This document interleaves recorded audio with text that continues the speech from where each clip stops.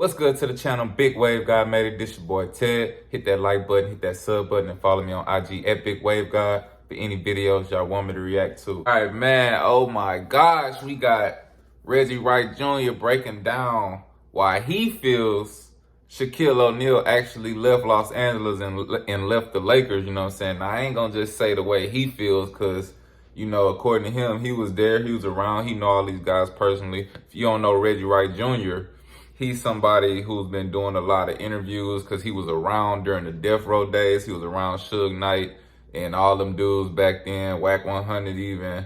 And I actually think he was like a Compton police officer, you know what I'm saying, with the Compton PD. So he was around all that doing security with Death Row days. He was a part of I guess he knew some stuff about the Tupac thing and all that. But yeah, I guess he's a West Coast internet, superstar, you feel me? He do a lot of interviews about West Coast stuff. So now he's speaking on the real reason that Shaquille O'Neal actually left the Lakers. And let me tell y'all, it wasn't because of no Kobe and Shaq beef.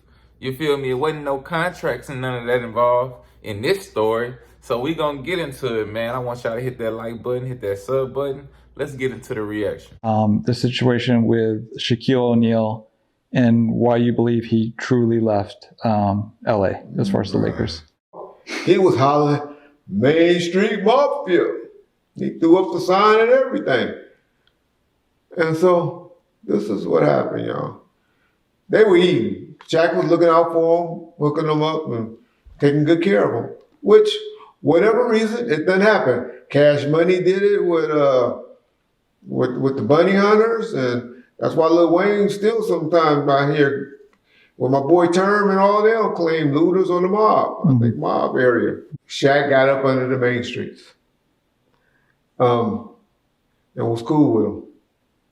And he mainly got cool with this dude Stutterbox. A videotape of him, I heard him sticking his fist up. Shaq's wife, I don't want to say her name because I like her and I know she's doing good things out there, but she's the creator of Basketball Wives. Sticking his finger all up her ass and all of that. And doing all these things to her. And nigga, I'm going to expose your wife if you don't pay me X amount of dollars. So now he goes and talk to other guys that's involved in Main Street. And they like, what? That's why he kind of dissed the person talking about you ain't never put no diapers on my child and all that. Well, I mean, they have like a hierarchy. But most LAs, they don't give a crap. I'm snitching on something that got transcripts and court paperwork out there. Just because your motherfucking ass ain't heard about it, don't mean that it's snitching. Well, he went to court, got on the stand, testified,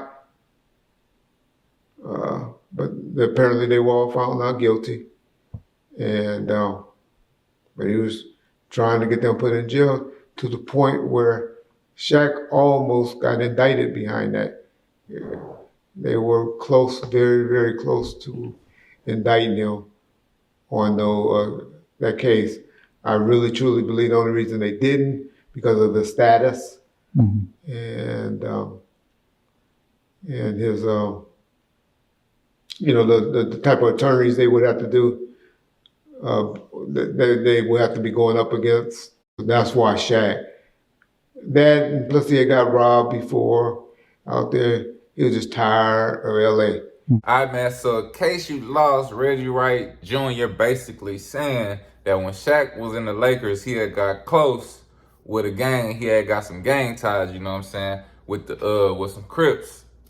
Now, this is not surprising, you feel me, because it is LA. We've been learning a lot about LA on this channel, you know what I'm saying. Everything is very, very political, and a lot of stuff is tied into gangs, especially celebrities and things like this. He even mentioned examples like Lil Wayne and Chris Brown and stuff who basically got rich and then tied themselves to these gangs. So it's something that commonly happens in California, or LA, I should say. So Shaq had aligned himself with a gang, and basically something ended up happening where somebody started trying to extort Shaq over a sex tape with his wife and trying to get him to pay some money or whatever, and Shaq wasn't having it. So guess what he did? He brought it back to the guys, and what ended up happening is they ended up kidnapping the dude and beating his ass and all that, to the point where people eventually got arrested and stuff like that. And then Shaq ended up getting on the stand and testifying and all that stuff, and almost got people put in jail behind this whole situation. And he said,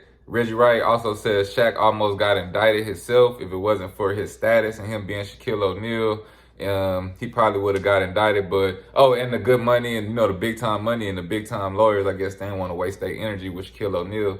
And he's saying that's basically why Shaq got up out of LA, because it was getting too hot. He possibly could have been retaliated against for testifying against some dudes, even though they was not guilty. He possibly could have got violated by his own guys for getting up on the stand. But yeah, this is just a crazy situation. Another example of how, every place got its own structure and its own set of rules, The LA stuff. It's just, it's a cultural phenomenon with celebrities getting connected with these gangs, because if you think about it, LA, you think about Hollywood, so a lot of famous people, a lot of rich people be out there because they gotta go to Hollywood for the work. It's where the work at, it's where everybody want to go to become a star. So even the ones that are stars, even the ones that didn't get famous in Cali or in LA, they always end up in LA and tied to a specific gang or group, So I just thought this was a crazy story, you feel me? I used to cover sports on this channel. Sometimes this ties into the sports world and also into culture or whatever.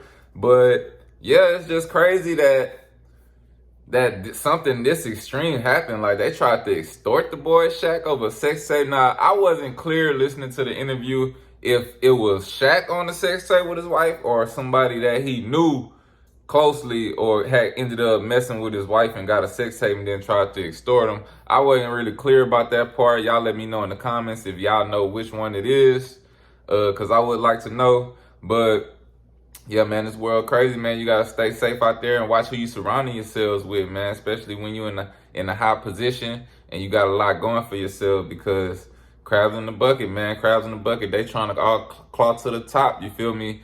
And they gonna pull down whoever at the top so they can use you as leverage to get their head above water. Even if it mean extorting you, and he's supposed to be your guys, or it could have been an enemy, anybody, you feel me? Obviously, he had to be your guy if he was around your wife. But hopefully it was just a sex tape of you and these niggas wasn't snaking Shaq like that, going behind his back, running with his wife and stuff like that. But we know how these streets could be cold-hearted, you feel me? Y'all let me know what y'all think about this in the comments, man. This Big Wave guy made it. This your boy Ted. Y'all hit that like button, hit that sub button, and follow me on IG at Big Wave Guy. Till next time, we out of here. I got no problem, so much clothes, I need 2 closets. This weed I got is too exotic. Got turned a diamond to a dime. They like, goddamn, you done blew it without me. They like, how the fuck did you do it without me? I'm the real deal, you a carbon copy. I just switched styles and I don't know a style.